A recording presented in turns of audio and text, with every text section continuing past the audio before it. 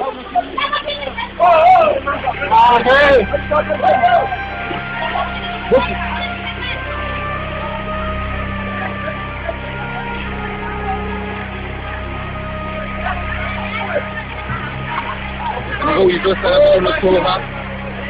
makasiano atamu nakutoa mani maji ya saidi hata ya njia hodahon au virna harunsi ya juma. En juin, Moélie, Grande Comore. L'archipel des Comores est sinistré. L'île de Moélie est la plus touchée des trois îles par les intempéries de ces derniers jours.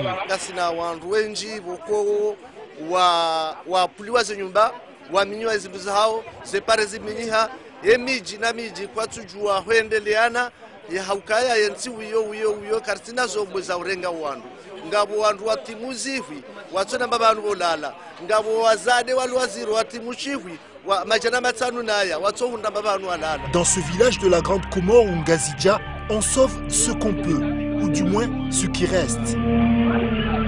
Des maisons, des écoles, des bâtiments publics sont détruits.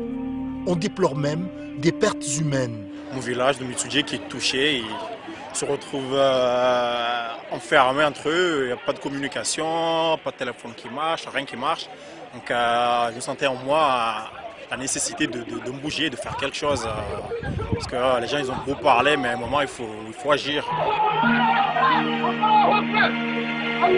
Face à ce lourd constat, la diaspora comorienne de France se mobilise. Moi je me dis aujourd'hui je suis comorienne, voir sa famille souffrir comme ça c'est inacceptable. Donc on essaie de trouver des solutions, on essaie d'avoir des réponses et on va inciter à toutes sortes de choses et on s'investit, il le faut. Citoyens marseillais, compatriotes comoriens ont décidé de se réunir et de former un collectif. Je suis comorien fier de l'être, je vais faire le nécessaire pour me montrer à la hauteur de cette calamité, de ce que nous allons apporter. Donc on va essayer de s'organiser, de chercher à mutualiser tout ce qu'on peut faire pour pouvoir apporter quelque chose de meilleur à notre peuple. Objectif de ce collectif, agir rapidement. Le chiffre de 4600 personnes sinistrées, presque 2000 ou 3000 personnes qui sont sans abri, des femmes enceintes qui sont sans logis, et des enfants de moins de 5 ans qui sont par milliers touchés par la catastrophe. Donc l'urgence aujourd'hui, c'est vraiment que ces gens-là puissent avoir une vie quotidienne qui reprenne, et notamment qu'ils puissent vivre à l'abri de la pluie et sous un toit le plus rapidement. Donc on a besoin de tentes en urgence, de nécessaires de vie, de kits pédagogiques, de médicaments pour rendre l'eau potable. On a besoin de beaucoup de choses dont la liste serait très longue. Et je suis très content que la communauté, et en tout cas Marseille, se mobilise dans ce sens-là et je pense qu'on va faire un travail remarquable. Les conséquences de cette catastrophe ne sont pas négligeables. Je suis super touchée par ce qui se passe en ce moment aux Comores parce que je connais personnellement des familles qui ont tout perdu, des familles qui n'avaient pas grand-chose et qui ont déjà tout perdu. Et j'ai pensé aussi à l'après, aux épidémies, tout ça. À Marseille, comme ailleurs, on se sent tous concernés. Chacun tente d'apporter sa pierre à l'édifice. On n'est pas touché, mais je me sens concerné par ce qui se passe en ce moment aux Comores. Et en tant que Comorien, je viens donner ce que je peux. Je me sens mobilisé parce que je me sens concerné. C'est les Comores. Il y a les régions de mon père qui a été touchée aussi, donc ça me touche doublement.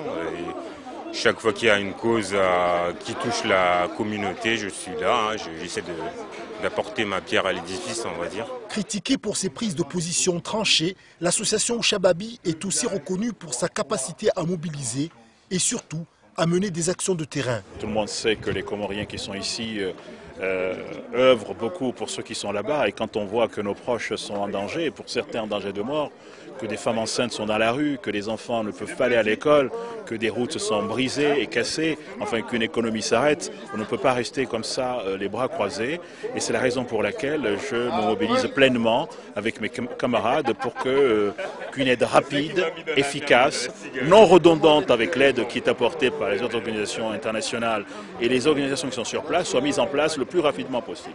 Voilà pourquoi je suis mobilisé et vraiment le mouvement qui a été lancé aujourd'hui par le groupe Ouchababi, vraiment que je félicite parce qu'ils se mettent en avant, Ils sont prêts à prendre les coups. Parfois, on leur porte des critiques, mais il n'y a que ceux qui ne font rien, qui ne sont jamais critiqués. Donc, nous sommes à leur côté pour élargir l'action, pour mettre en place un collectif le plus fédérateur possible, avec une organisation qui se met en place. Ouchababi a été désigné pour coordonner cette action humanitaire.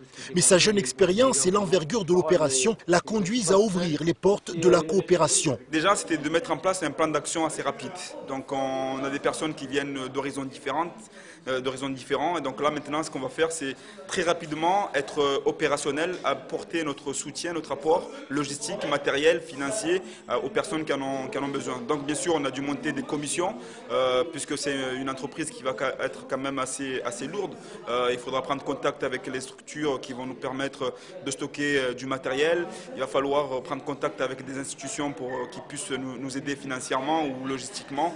Prendre contact avec des personnes aux Comores, les structures qu'il y a aux Comores pour savoir où est-ce que l'aide va y aller et aussi communiquer pour la population et aussi la population française, marseillaise qui puisse nous apporter leur contribution puisque on est entre deux tours et malheureusement cette catastrophe, personne n'en parle dans les médias locaux et donc il va falloir aussi qu'une commission se fasse l'écho de cette tragédie. Des associations non communautaires habituées à gérer ce genre de situation de crise sont sollicitées et ont rejoint le collectif. À titre personnel, j'ai beaucoup d'amis comoriens, même de très bons amis. Et ensuite, parce que, comme je le disais tout à l'heure, la solidarité internationale fait partie de nos engagements en politique. 4 commissions ont été créées. Une commission collecte qui a pour mission de collecter médicaments, vivres, vêtements, puis de trier et charger le stock dans les conteneurs qui leur seront mis à disposition par une deuxième commission, la commission logistique, qui, elle, se charge de récupérer les conteneurs, d'affréter un avion pour les envoyer, les acheminer et les distribuer sur place en étroite collaboration avec les ONG et les autorités comoriennes.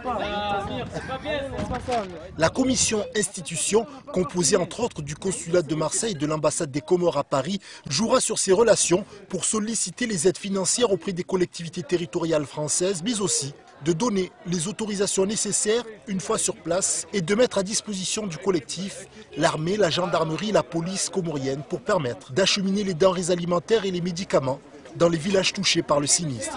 On dit qu'aux Comores, c'est l'ambassade de France qui organise l'action. Il faut que l'ambassade de France et l'ambassadeur des Comores en France puissent avoir ici un interlocuteur unique. Je connais très bien l'ambassadeur des Comores en France, c'est un ami. Je connais très bien le fonctionnement de l'ambassade de France aux Comores. Et donc c'est autant de leviers sur lesquels je peux m'appuyer pour faire en sorte que les choses soient fluidifiées et que ce qui se fait là-bas et ce qui se fait ici soit pleinement synergique et non contradictoire ou redondant. Une dernière commission met en place tous les outils de communication permettant d'informer en temps et en heure l'état d'avancement du projet. Toute la communauté comorienne est très bien informée de ce qui se passe et tout. Ce qui est normal, c'est leur pays, vous avez des médias et tout. Mais le problème, c'est que comment on fait pour mobiliser les simples citoyens qui ne sont pas comoriens, quoi. Donc il faudrait qu'il y ait un matériel qu'on puisse distribuer, ou au moins faire passer par mail à nos connaissances. Chacun, on a un petit réseau qu'on peut faire passer, quoi, voilà. Les organisateurs misent sur une chaîne de solidarité, mais derrière cet élan de générosité, certains, moins scrupuleux, profitent de la situation pour s'enrichir sur le dos des victimes. Des associations villageoises ont d'ores et déjà annoncé l'organisation de manifestations culturelles dont le seul but serait de récolter des fonds pour venir en aide aux sinistrés des Comores. Est-ce une réalité ou une simple opération de communication pour remplir les salles ? Conscient de ces possibles dérives, le collectif ainsi monté mise sur la transparence. Il tient à ce que toutes les étapes du projet soient filmées puis diffusées sur les télévisions et les réseaux sociaux. Chacun dans notre coin, on a tous réfléchi à comment faire aujourd'hui pour essayer d'aider les Comores. Et il y a plusieurs structures qui eux aussi ont des réunions à gauche, à droite. Et le but d'aujourd'hui, en fait, c'était que tout le monde puisse travailler ensemble, qu'on puisse justement faire un collectif et non pas que chacun fasse un truc de son côté, mais pouvoir tous travailler ensemble et pouvoir vraiment faire quelque chose de conséquent. Une véritable aventure humaine commence et n'est pas prête de s'arrêter car le plus dur reste à venir.